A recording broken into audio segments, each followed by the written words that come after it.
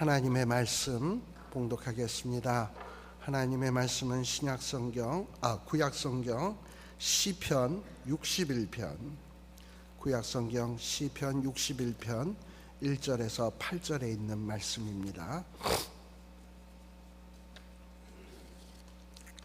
시편 61편 1절에서 8절, 구약성경 845페이지입니다. 다 찾으시었으면 제가 봉독해 올리겠습니다. 하나님이여, 나의 부르짖음을 들으시며 내 기도에 유의하소서. 내 마음이 약해질 때에 땅끝에서부터 주께 부르짖으오리니 나보다 높은 바위에 나를 인도하소서. 주는 나의 피난처시요 원수를 피하는 견고한 망대이심이니이다. 내가 영원히 주의 장막에 머물며 내가 주의 날개 아래로 피하리이다. 주 하나님이여, 주께서 나의 서원을 들으시고 주의 이름을 경외하는 자가 얻을 기업을 내게 주셨나이다. 주께서 왕에게 장수하게 하사 그의 나이가 여러 대에 미치게 하시리이다. 그가 영원히 하나님 앞에서 거주하리니 인자와 진리를 예비하사 그를 보호하소서. 그리하시면 내가 주의 이름을 영원히 찬양하며 매일 나의 소원을 이행하리이다. 아멘. 저는 목사로 살아오면서 정말 성도들 가운데 뜻밖의 어려움을 당해서 고통당하는 우리 교우들을 많이 보아왔습니다. 사랑하는 사람을 갑자기 잃었거나, 또는 건강을 잃었거나, 실직을 했거나, 또 재산을 다 정말 잃어버리거나, 또는 믿었던 사람에게 배신당하는 일들을 겪으면서 힘들어하는 이런 분들을 볼 때마다 정말 뭔가 이렇게 좀 도움이 되고 싶은데 별 도움이 못 되는 걸 보면서 정말 마음이 아플 때가 많았습니다. 성도 여러분, 우리가 꼭 알아야 할 것이 있습니다. 우리 인간의 삶 속에는 크고 작은 고통이 늘 있음을 알아야 합니다. 아마도 인생을 살면서 아무 고통을 겪지 않으면서 사는 사람은 아마 한 사람도 없을 것입니다. 누구나 다 괴로움과 질병, 또는 이별, 또는 죽음의 고통을 맛보면서 이 인생을 삽니다. 신앙도요, 이 고난과의 싸움 가운데서 자라나는 것이 이게 신앙입니다. 산다는 것은 어찌 보면 늘 미지의 세계를 헤쳐나가는 것 같습니다. 그런데 우리 인간이 완전치 않으니까 여러 가지 삶의 고통, 번민 앞에 이렇게 마주서게 됩니다. 고통, 그것은 좋은 것은 아니지만, 그러나 또 인간에게는 고통이 있기에 그 고통을 통해서 성장을 합니다. 문제는 우리가 이 고통에 직면했을 때, 아주 깊은 절망과 낙심에 빠졌을 때 어떤 태도로 그 고통을 극복하는가, 이것이 참으로 중요합니다. 한국의 시인 가운데 도종환이라고 하는 시인이 있습니다. 이분이 쓴 시 가운데 참 마음에 와닿는 시 한 편이 있어서 여러분들에게 읽어드리겠습니다. 흔들리며 피는 꽃이라는 제목의 시입니다. 흔들리지 않고 피는 꽃이 어디 있으랴. 이 세상 그 어떤 아름다운 꽃들도 다 흔들리며 피었나니, 흔들리면서 줄기를 곧게 세웠나니, 흔들리지 않고 가는 사랑이 어디 있으랴. 젖지 않고 피는 꽃이 어디 있으랴. 이 세상 그 어떤 빛나는 꽃들도 다 젖으며 피었나니, 바람과 비에 젖으며 꽃잎 따뜻하게 피웠나니, 젖지 않고 가는 삶이 어디 있으랴. 그렇습니다. 우리 성도들에게도 늘 고난이 있습니다. 그런데 이 고난, 고통이라고 하는 것은 결코 헛된 것만은 아닙니다. 이 고난, 고통을 통해서 그것이 우리의 그 성장의 밑거름이 되는 거예요. 잘만 극복하면 정말 복의 근원이 되는 겁니다. 유대인들의 격언에 보면 이런 격언이 있습니다. 하나님은 부서진 것들을 사용하신다 라는 말이 있어요. 그렇잖아요. 단단한 곡식은 맷돌에다가 잘게 부수어야 빵가루를 만들어서 빵을 만들 수 있습니다. 포도주가 되기 위해서는 포도 알갱이가 그냥 막 으깨져야 됩니다. 모세가 정말 궁궐에서 40년 동안 호의호식하면서 정말 그렇게 성장을 했습니다. 그런데 그렇다고 해서 하나님이 쓰시는 도구가 될 수 없어요. 모세가 하나님의 도구로 쓰임받기 위해서는 광야 연단 학교에 입학해가지고 40년 동안 그야말로 하나님의 혹독한 훈련을 통해서 으깨지고 부수어져야 됐습니다. 그리고 난 다음에 비로소 이 출애굽을 하는 이스라엘의 지도자로서 쓰임을 받게 됐던 것이에요. 여러분, 신약 성경의 사도 바울은 어떤 인물입니까? 사도 바울은 자기를 평하기를 나는 유대인 중에 유대인이다, 베냐민 지파 중에 베냐민 지파다, 히브리인 중에 히브리인이다. 게다가 로마의 시민권까지 갖고 있었어요. 그야말로 어느 누구에게 내놓아도 손색이 없는 당대의 지성인이었습니다. 그런데 이 사울을 하나님이 다메섹에서 만나셔가지고 단단히 부수어놨어요. 그리고 아라비아 광야에 가서 막 으깨놓은 거예요. 그리고 난 다음에 훈련을 시키셔가지고 쓰는 바울을 만드셔서 전 세계에 복음을 전파하는 귀한 일꾼으로 사용했습니다. 이렇게 하나님 앞에 쓰임받기 위해서는 고통과 시련을 통해서 연단받아야 됩니다. 그러나 막상 우리들에게 고난이 닥쳐오면 즐겁지만은 않습니다. 믿음은 영적인 것입니다. 눈에 보이지 않아요. 그런데 육체적으로 우리가 고통을 당하고 어려움을 당하게 되면 이 영적인 믿음도 영향을 받아서 막 흔들리게 돼요.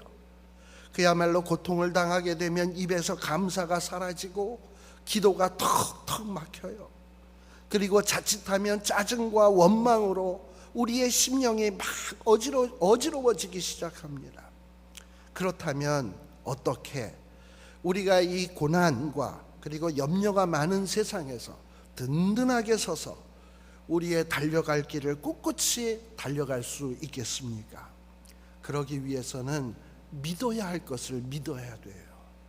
고통 겪는 분들 가운데 어떤 분들은 의외로 모든 것을 잘 극복하셔서 이전보다도 더 굳게 성장하고 발전하는 경우도 있습니다만, 어떤 성도님들은 어떤 한 고통으로 인해서 그야말로 낙심의 나락으로 떨어지고 절망해가지고 그래서 더 큰 시련 속에 빠져들어서 고통 속에서 헤어나오지 못하는 경우가 있습니다.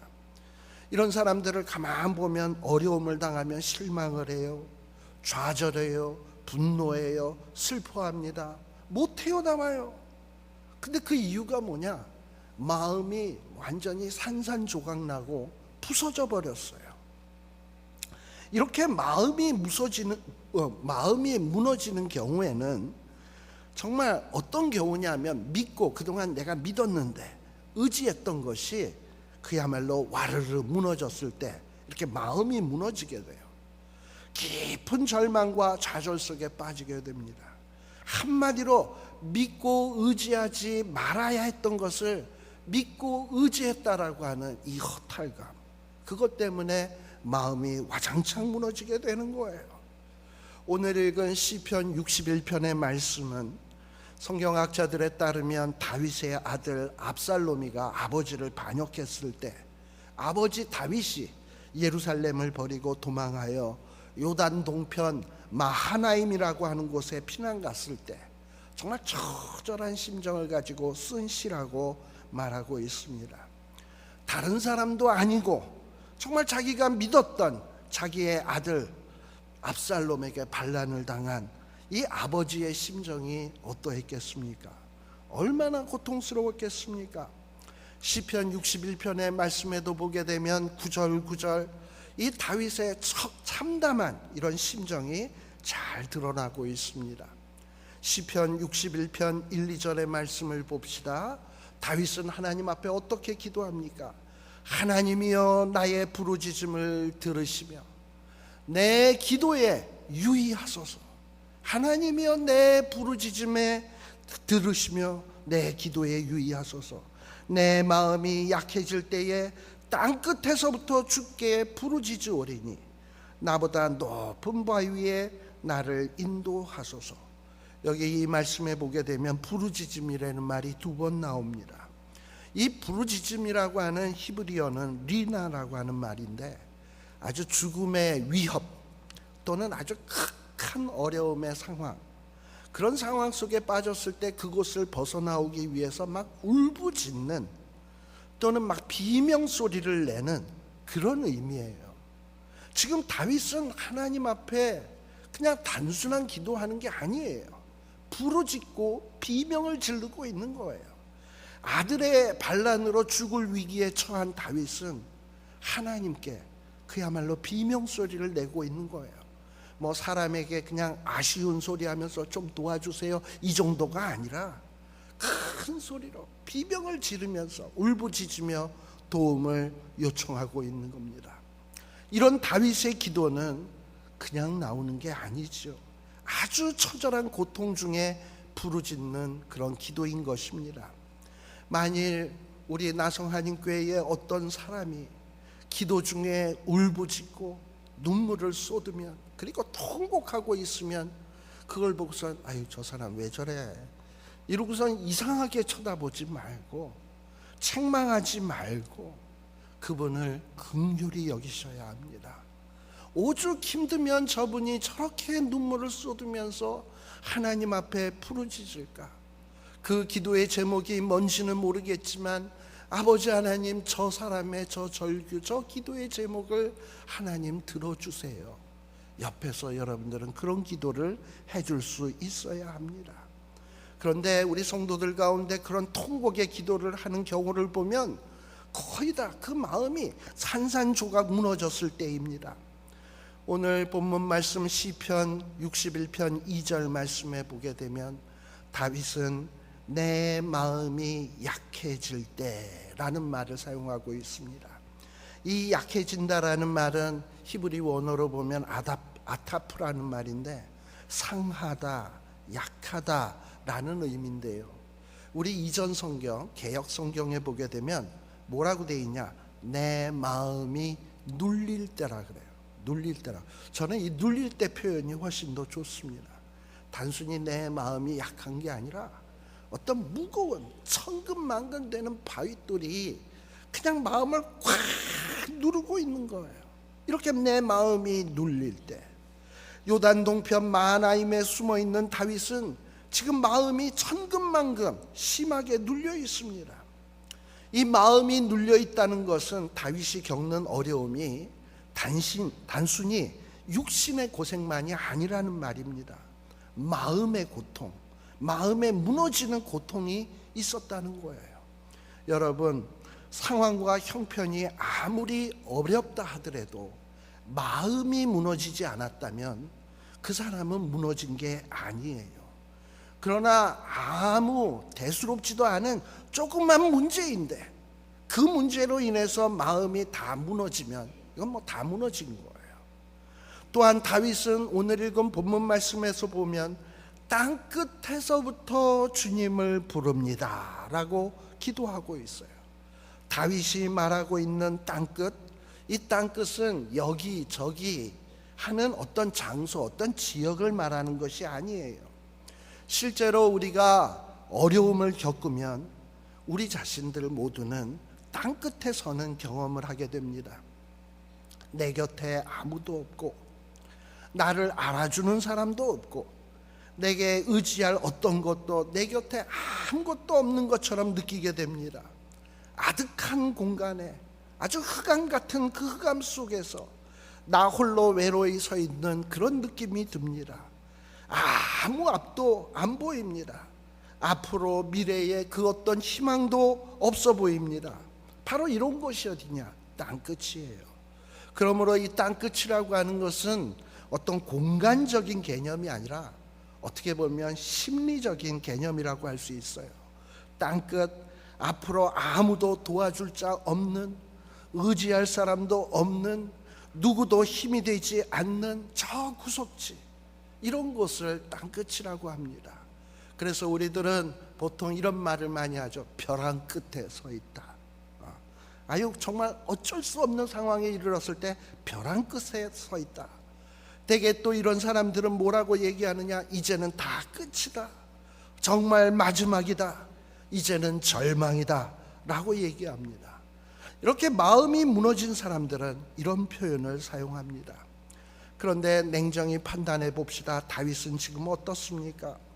다윗은 아들 압살롬의 반역으로 궁지에 몰려 있습니다. 왕권을 빼앗겼습니다. 먼 곳으로 정말 정처 없이 피난 다니는 신세입니다.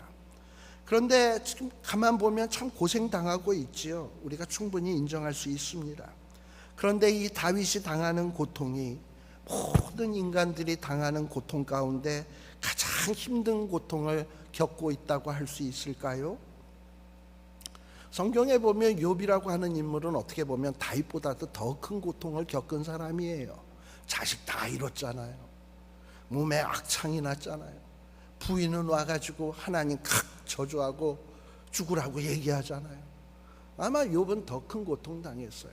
지금 다윗이 당하는 고통도 이게 과연 가장 힘든 고통일까?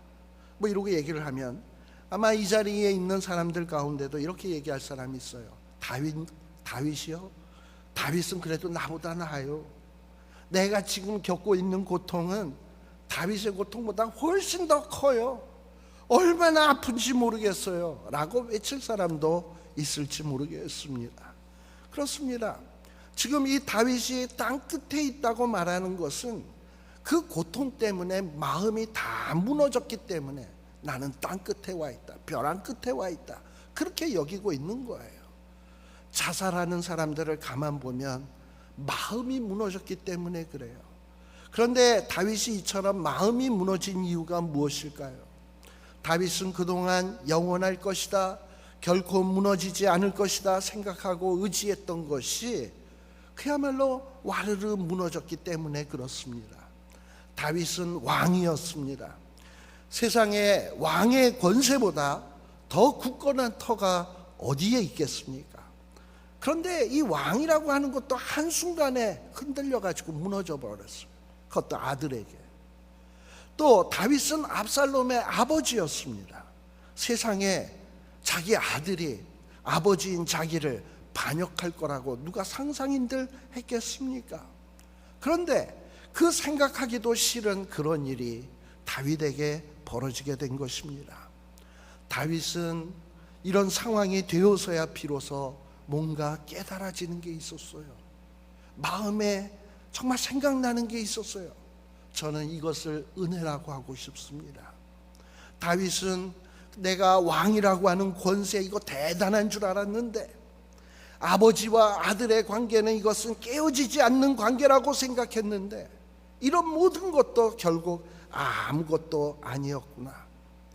이런 것들은 결코 믿고 의지할 것이 못 되는 것이로구나. 이걸 깨달은 거예요. 이게 은혜예요. 다윗은 고통 가운데서 이것을 깨달은 것입니다. 그리고 하나님 앞에 아주 놀라운 기도를 하고 있습니다. 시편 61편 2절의 말씀이에요. 다윗은 이렇게 기도합니다.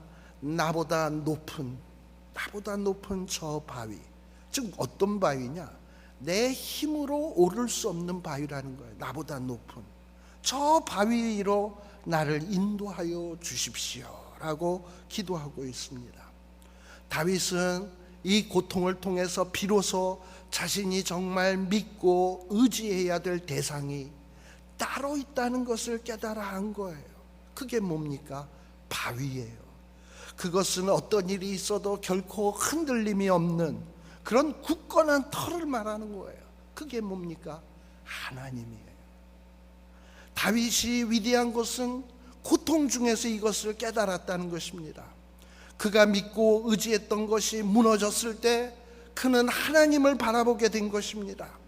시편 61편 3절에서 4절의 말씀을 보십시오. 다윗이 뭐라고 고백합니까? 주님은 나의 피난처시요 원수들에게서 나를 지켜주는 견고한 망대이십니다.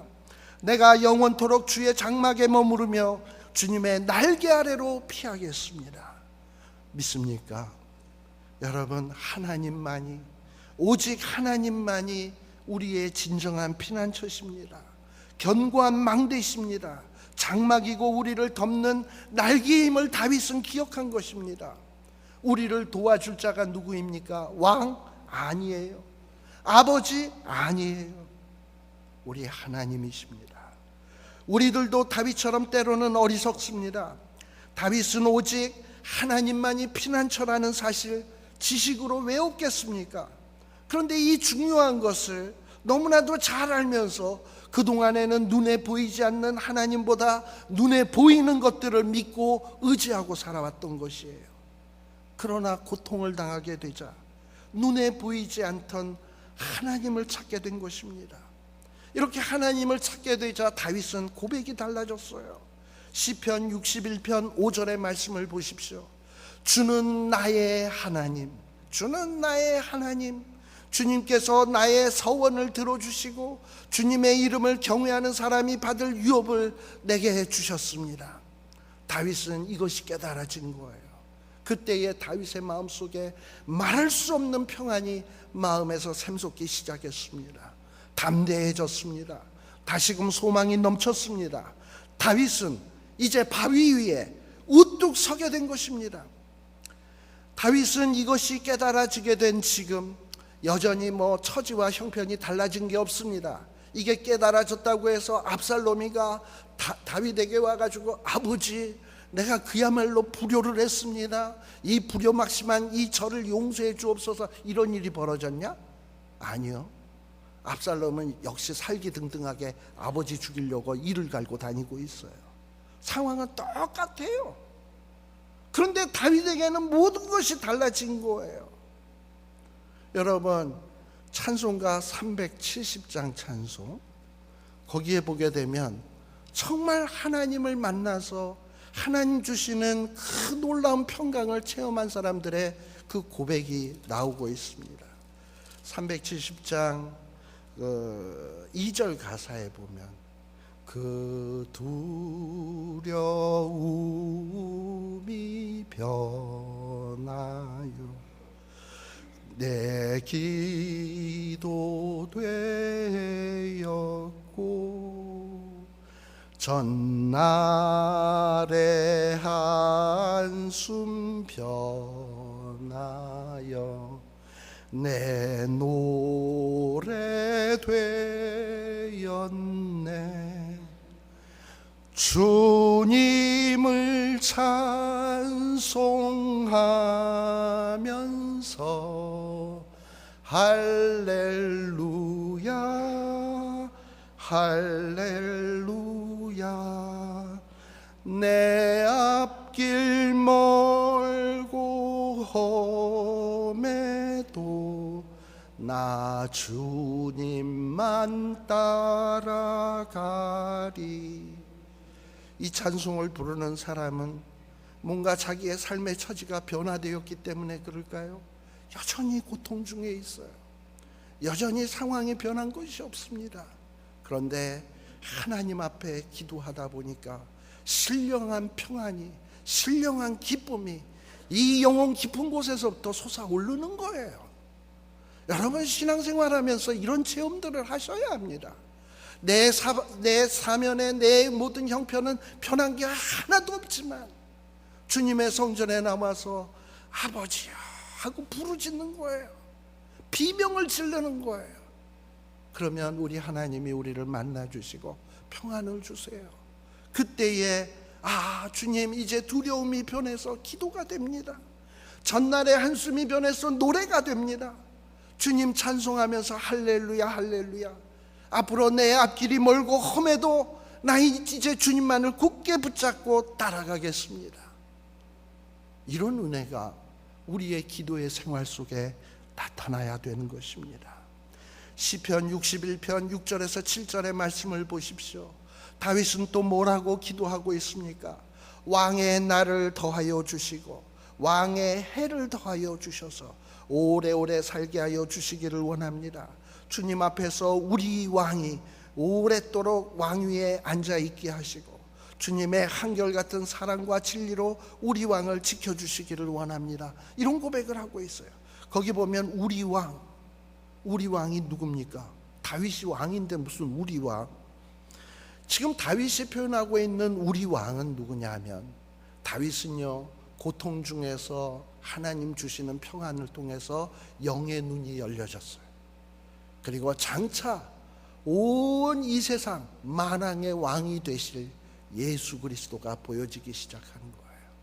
그리고 그분이 이룰 그 하나님의 나라가 바라다 보이기 시작하는 것입니다. 지금 그것을 바라보며 하나님 앞에 기도하고 있는 거예요. 하나님, 장차 메시아를 통해서 이루어질 그 왕의 날들 더 풍성케 해주시고 왕의 애를 더 하게 해주시고 그야말로 그 나라가 영원토록 되게 하여 주옵소서. 그 왕이 온 세상을 다스리게 하시고 하나님의 사랑과 진리로 이 땅을 지켜주시기를 원합니다 라고 기도하고 있는 거예요. 이렇게 고통 중에서 하나님 주시는 신령한 기쁨을 맛본 다윗, 이 다윗은 이제 오직 왕 중의 왕이신 하나님만 노래하며 우리 예수님만 노래하며 하나님만을 위하여 살기로 서약하고 있는 거예요. 시편 61편 8절의 말씀을 보십시오. 그때에 나는 주의 이름을 영원토록 노래하며 내가 소원한 바를 날마다 이루겠습니다. 여러분, 우리도 어려움에 처했을 때 비록 내가 내 힘으로 오를 수 없는 높은 바위지만 하나님, 나보다 높은 바위, 내 힘으로 이룰 수 없는 저 높은 바위로 나를 올려주옵소서라고 기도해야 합니다. 그 높은 바위는 우리의 힘으로는 올라갈 수 없습니다. 다윗은 나보다 높은 바위, 내 힘으로 오를 수 없는 저 높은 바위 위라고 얘기했어요. 그러나 우리는 두려워하고 낙심하지 말기를 바랍니다. 우리에게는 놀라운 복음이 있습니다. 예수 그리스도 안에서 우리는 이미 높은 바위 위에 서는 은혜가 주어졌습니다. 다윗이 말하는 바위는 바로 예수 그리스도를 예표하고 있는 거예요.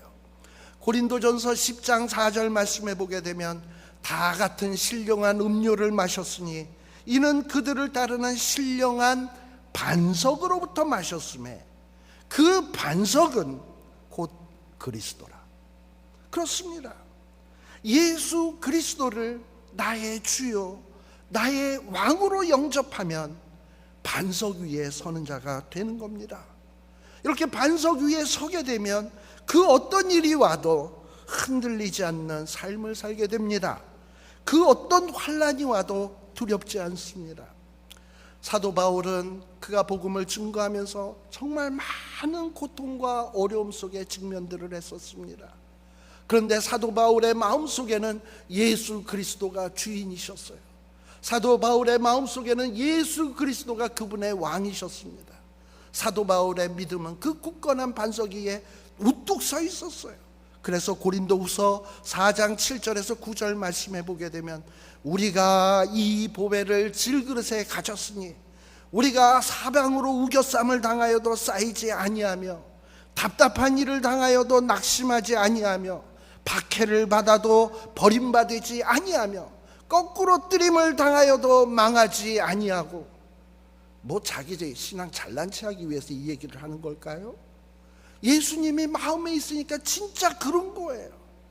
그런데 우리들은 때때로 예수님을 믿고 나서도 조금만 어려움을 당하면 내가 이렇게 비참한데, 내가 이렇게 힘든데 우리 하나님 과연 어디 계신 거야? 도대체 뭐하고 계신 거야?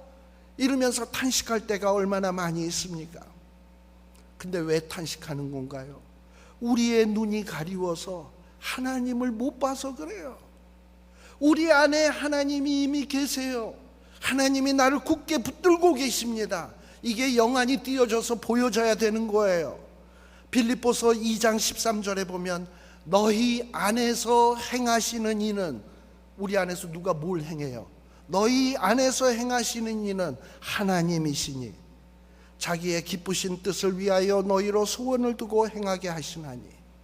여러분들 마음속에 내가 이렇게 살아서는 안 되는데, 하나님이 기뻐하시는 일을 해야 되는데, 이런 갈망이 있나요? 이거 아무에게나 생기는 게 아니에요. 성령 하나님이 여러분들 마음속에 이미 계신 증거입니다. 여러분, 정말 우리의 마음속에 하나님에 대한 갈망이 있습니까? 우리 하나님이 우리 속에 계시다는 증거예요. 찬송가 254장에 보게 되면 그 피가 맘속에 큰 증거 됩니다. 내 기도 소리 들으사 다 허락합소서, 이런 찬송이 나옵니다.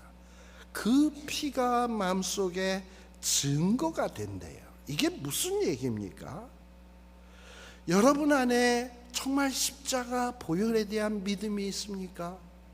내 능력으로는 내 이 죄의 문제를 도저히 어찌할 수 없는데, 우리 하나님께서 독생성자 예수 그리스도를 이 땅 위에 보내셔서 십자가에 못 박으시고 피 흘리게 하신 것은 바로 내 죄 때문이다. 내가 그것을 믿는 그 순간 우리 하나님이 내 죄를 사해 주신다라는 믿음이 있으면 아멘. 그 믿음이 있으면 우리 하나님이 우리 속에 거하신다는 증거예요. 이거 아무나 믿어질 수 있는 거 아니에요. 이게 말이 됩니까? 근데 이게 믿어지면 우리 하나님이 은혜로 이 믿음을 선물로 주신 줄 믿으시길 바랍니다. 우리 하나님이 나와 함께 계심을 믿으시길 바랍니다. 그렇다면 이렇게 우리가 이 보혈을 믿으면 이 보혈이 우리 안에 있는 거예요. 그 피가 마음속에 큰 증거 됩니다. 큰 증거 됩니다. 여러분 안에 정말 이 속죄의 보혈에 대한 믿음이 있습니까? 그렇다면 여러분은 주님의 보혈 안에 거하는 증거입니다. 얼마나 놀라운 축복이며 얼마나 엄청난 기적입니까? 주님께서 우리 마음에 살아계신다는 확실한 증거가 우리에게 있습니다. 뭡니까? 우리는 그래도 비록 못났어도 하나님 앞에서 기쁘신 삶을 살아야 되는데 그렇게 못 살아서 문제지. 그런 소원은 있어요. 하나님이 함께 하신다는 증거예요. 예수님의 보혈이 믿어져요. 그 피가 마음속에 큰 증거 됩니다. 우리 하나님이 우리 안에 거하십니다. 하나님이 우리 안에 거하신다면 우리는 그 어떤 형편에서도 끝난 게 아닙니다. 우리의 할 일은 이제부터 오직 예수님만이 나의 의지하고 믿고 살 반석임을 분명히 하고, 정말 예수님을 나의 왕으로 영접하고 순종하며 사는 거예요. 그러면 흔들리지 않고 무너지지 않는 삶을 살게 되는 것입니다. 여러분, 예수님을 정말 제대로 믿었던 사람들을 보십시오.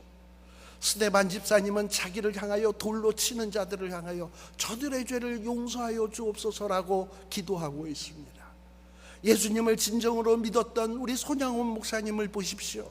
자기 아들을 죽였던 그 아들을 자기의 아들로 입양을 했습니다. 어떻게 그럴 수가 있습니까? 여러분, 예수님의 보혈이 믿어지고 하나님이 그 안에 사는 사람에게, 또 하나님이 주시는 평강을 맛보는 사람에게는 원수도 용서할 수 있는 그런 사람이 됩니다. 원수 사랑하는 것도 그들에게 있어서는 힘든 계명이 아닙니다. 원수도 사랑하게 되면 세상에 두려울 것이 없습니다. 세상이 감당할 수 없는 사람이 되는 겁니다. 누가 그런 사람을 넘어뜨리겠습니까? 누구로부터 비난을 받을지라도 이런 주님의 사랑을 체험하고 평강을 체험한 사람은 화나지 않습니다. 하나님의 사랑을 믿으니 염려, 걱정, 불평, 원망 없이 늘 입술에는 찬양과 감사만 나옵니다. 더 이상 은밀한 죄가 싫습니다. 은밀한 죄의 종로로 타고 싶지가 않습니다. 하나님 나라를 위해서 살고 싶습니다. 영원한 하나님의 나라를 바라보니 이제는 고난도 두렵지 않습니다. 죽음도 두렵지 않습니다. 서로 죽음의 그림자가 내 문턱 앞에 왔다 할지라도 죽음 너머에 저 영광스러운 천국이 보여지게 되는 거예요. 죽음이 두렵지 않습니다. 아버지여, 내 인생의 길을 다 마치고 이제 하나님 불러주시니 감사합니다. 찬송하며 갈 수 있는 겁니다. 여러분, 이런 믿음의 사람 되셔야 되지 않겠습니까? 이런 사람은 어떤 일이 있어도 결코 흔들리지 무너지지도 않습니다. 굳건한 반석 위에 쓴 거예요. 이 마음에 예수님이 왕이신 그런 사람입니다. 중국 선교사 한 분이 중국에 선교하러 갔는데 마음속에 늘 이런 고민이 있더랍니다. 내가 이렇게 복음을 증거하다가 선교회를 하다가 중국 공안에 끌려가서 혹시 고문당하는 거 아니야? 그러다가 추방당하는 것이 아니야? 이게 굉장히 두려웠던 거예요. 그런데 그런 식으로 살다가 보니까 야, 내가 선교사로 와가지고 이거 뭐 고문받는 걸 두려워하고 그리고 추방당하는 것을 두려워하다니 이게 이래서야 되나? 이러고 있던 고민 중에, 갈등을 느끼면서 고민 중에 있는데 어느 날 요한복음 15장 5절의 말씀을 읽었습니다. 그리고 그 말씀이 마음을 울리기 시작했습니다. 그 말씀의 내용이 무엇입니까?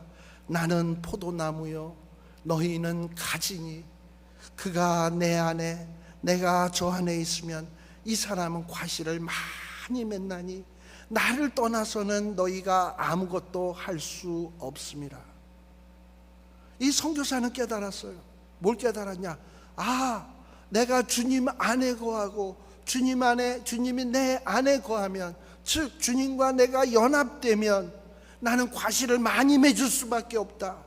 그리고 만일에 이 주님과 연합되지 않으면 나는 아무것도 할 수 없다. 그러나 주님과 연합되면 모든 걸 할 수 있다. 이 믿음이 생겨난 거예요. 그리고선 자기가 이 주님과 연합되어 있다는 사실을 알게 되니까 공안도 두렵지 않고 정말 그 마음속에 너무나 평안함이 넘쳐나기 시작했습니다. 그동안 이 선교사님은 그 선교지에서 안전이 최고야, 안전 하면서 살았어요. 안전에 그냥 꽉 기초하여 산 것입니다. 근데 그때는 항상 두려웠어. 그런데 주님의 십자가를 꽉 붙드니까, 주님 안에 연합한 자가 되니까, 내가 주님 안에, 주님이 내 안에 거하시기 시작하니까 나는 모든 것을 할 수 있다. 놀라운 평안을 누리게 되었다고 합니다. 여러분, 혹시 우리가 건강이나 재산이나 직장이나 믿었던 것이 나로부터 떠나감으로 인해서 슬퍼하고 낙심하고 괴로워진다고 생각된다면 어쩌면 잘된 일이라고 생각하시길 바랍니다. 무너져야 될 것이 있다면 빨리 무너지는 게 좋은 겁니다. 의지하지 말아야 할 것을 의지하고 살았다면 하루빨리 청산되는 것이, 이것이 잘된 일입니다. 탄식하고 두려워하고 분노하고 슬퍼만 하지 말고, 내가 그동안 소중한 거 잃어버린 거에 대해서 탄식하고 두려워하고 분노하고 슬퍼만 하지 말고, 하나님, 정말 다윗이 기도한 대로 나를 결코 흔들림이 없는 높은 바위 위, 예수님의 그 굳건한 바위 위에 나를 세워주십시오 라고 기도하시길 바랍니다. 우리가 서야 할 곳에 바로 서는 것은 참으로 중요한 일입니다. 마태복음 7장 24절에서 27절 말씀해 보게 되면 우리 주님은 이렇게 말씀하십니다. 그러므로 누구든지 나의 이 말을 듣고 행하는 자는 그 집을 반석 위에 지은 지혜로운 사람 같으리니 비가 내리고 창수가 나고 바람이 불어 그 집에 부딪히되 무너지지 아니하나니 이는 주추를 반석 위에 놓은 까닭이요 나의 이 말을 듣고 행하지 아니하는 자는 그 집을 모래 위에 지은 어리석은 사람 같으리니 비가 내리고 창수가 나서 바람이 불어 그 집에 부딪힘에 그 무너짐이 심하니라. 여러분, 최후의 심판날까지 정말 무너질 것을 믿고 의지하고 사는 사람들, 심판날 그날까지 무너져야 될 것을 꽉 붙들고 있는 사람들은 정말 한심한 끔찍한 사람들입니다. 근데 이렇게 정말 무너지고 없어져야 될 것을 꽉 붙잡고 있는데도 불구하고 지금 괜찮다? 이거 더 위험한 거예요. 그러다가 언젠가 심판의 날이 이르게 될 것입니다. 그래서 정말 무너져야 될 것이 있다면 차라리 지금 무너지는 것이 어쩌면 복이 될 수도 있는 것입니다. 무너져야 될 것은 빨리 무너지는 게 더 유익한 겁니다. 진정 의지할 바위가 아닌 것은 우리가 그것을 빨리 깨닫는 것이 우리의 삶의 시행착오를 줄이게 되는 것입니다. 여러분, 이 땅 위에서 사시는 동안 정말 무너질 것 의지하지 말고 우리 오직 예수님 바라보고 사시는 여러분 되시길 바랍니다. 예수님 안에 거하고, 여러분이 예수님 안에 거하고 예수님이 여러분 안에 거할 때 우리 주님은 말씀하세요. 너희가 원하는 것 무엇이든지 아뢰라, 주시겠다는 겁니다. 내 말이 너희 안에 거하고 너희가 내 안에 거하면 무엇이든지 아뢰라. 모든 지각에 뛰어나신 하나님의 평강이 너희의 마음과 생각을 지키시리라 했습니다. 여러분, 이렇게 기도하십시오. 주님, 높은 바위로 나를 인도해 주십시오. 주님과 더욱더 하나 되기를 원합니다. 연합되기를 원합니다. 주의 마음으로 느끼고 주님의 눈으로 보게 하시고 주님과 함께 살고 주님과 함께 행동하게 하여 주옵소서. 그래서 모든 고통과 어려움을 극복하시고 정말 여러분들 삶 가운데 놀라운 하나님의 축복을 간증할 수 있는 여러분 되시길 주의 이름으로 간절히 축원드립니다. 기도하겠습니다.